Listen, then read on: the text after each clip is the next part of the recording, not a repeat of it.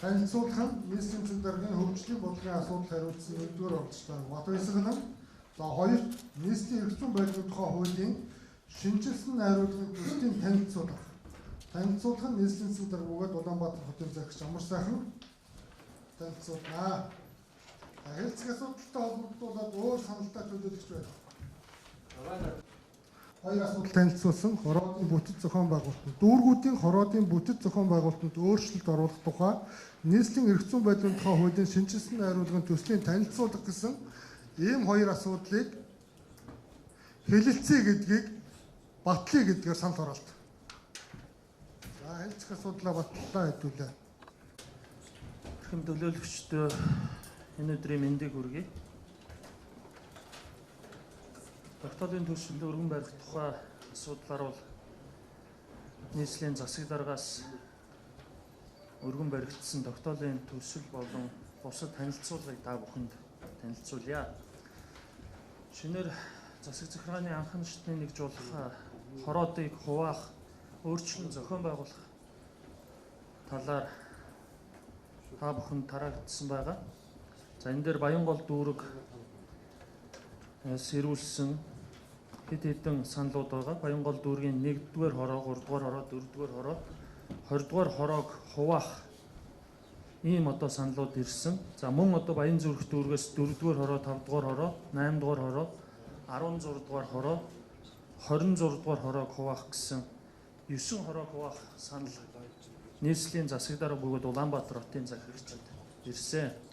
За үүнийг нийслэлийн засаг даргын тамгын газар холбогдох ажлын хэсэг авч хэлэлцээд нийслэлийн засаг даргын зөвлөлийн хурлаар танилцуулж улмаар нийслэлийн засаг даргын тамгын газраас бол Баянгол дүүргийн 1-р хороо, 4-р хороо, Баян зүрх дүүргийн 5-р хороо, 8-р хороог хуваах ийм саналууд нийслэлийн засаг даргын зөвлөлийн хурлаас бол дэмжигдэж нийслэлийн иргэдийн төлөөлөгчдийн хурлаар хэлэлцэн шийдвэрлэж өгөх талаар бол өргөн баригдсан.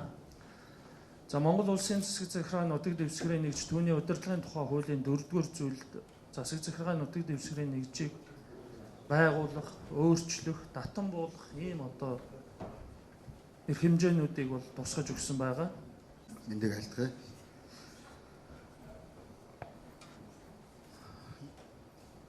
Нийслэлийн иргэдийн оролцох Монгол Ардын намын бүлгийн төвлөлтийг та бүхэнд танилцуулъя. Монгол Улсын засгийн газар нийслэлийн засаг дарга бөгөөд Улаанбаатар хотын захирагчийн үйл ажиллагааны хөтөлбөр хэрэгжүүлэх, нийслэлийн дүүргүүдийн хүн амын ачаалтыг тэнцвэржүүлэх, иргэдэд үзүүлэх төрийн үйлчлэгийг сайжруулах зорилгоор өрх, хүн ам, газар нутгийн хэмжээг харгалзан зарим засаг захиргааны анхан шатны нэгж хороодыг хуваах шаардлагатай байна гэж үзэж байгаа.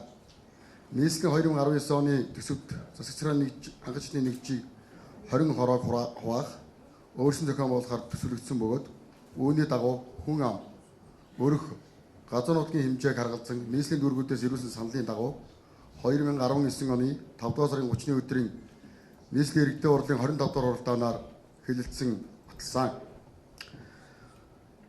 Үүний дагуу нийслэлийн иргэдийн хурлын 2019 оны 6 дугаар сарын 10-ны өдрийн хурлаар Надаах дүүрэгт 1 хороог, Сонгон хайрхан дүүрэгт 11 хороог, Хан уул дүүрэгт 5 хороог хувааж нийслэлд 17 хороог шинээр байгуулан өнөөдөр төрийн анхан шатны үйлчлэгийг сааж хэрэглэгээр иргэдэд үзүүлж байна. Зарсны дагуу хууль эрх зүйн хорооны хурал 2019 оны 11-р сарын 21-ний өдөр хуралдаж хороодын бүтэц зохион байгуулалтад өөрчлөлт оруулах тухай асуултыг хэлэлцлээ.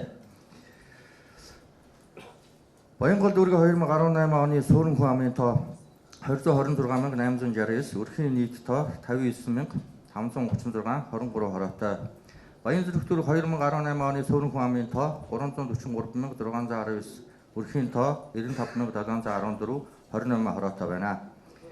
Хороодын бүтэц зохион байгуулалтад өөрчлөлт оруулах асуудлыг шийдвэрлэхдээ зөвхөн хүн амын тоог шалгуур үзүүлэлт болгох бус хүн амын ачааллыг тэмдэржүүлэх, иргэдэд үзүүлэх төрийн үйлчлэгийг шуурхай, шанартаа тэгш хүртээмжтэй хүргэх, хороодын ажиллах хүчийг сайжруулах, зохион байгуулалтыг оновчтой болгох, мөн бусад хүчин зүйлийг харгалзах шаардлагатай байна.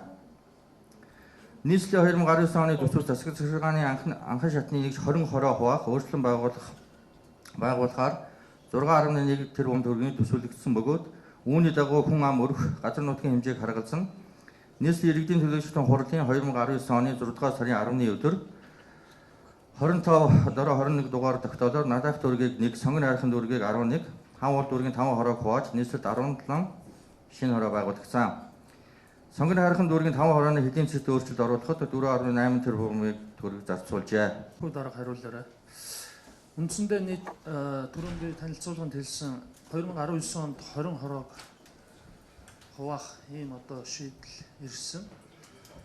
За дүүргүүдээс ирэхэд бол үндсэндээ бараг 3 дахин илүү олон хороог бол хуваах саналууд бол ирж байгаа. Тэгээ бид нэр хэлэлцээд хамгийн одоо боломжтой хороодуудаа сонгож одоо үндсэндээ явсаар байгаад ер нь бол хороо хуваах асуудал бол зүгээр өнөөдөр цаасан дээр юм уу зүгээр зураад шууд хуваах үнэхээр боломж байхгүй учраас бол засаг даргын зүгээс ажлын хэсэг байгуулад за энэ дээр хороод дээр үзүүлж байгаа бүх үйлчилгээтэй холбогдсон босоо удирдлагатай за мөн одоо нийслэлийн зүгээс үзүүлж байгаа нийт одоо үйлчилгээ буюу хороон дээр 50 гаруй үйлчилгээ байгаа. Энтэй холбоотой бүх байгууллагуудаас санал авч явсаар байгаад өнөөдрийг хүрч.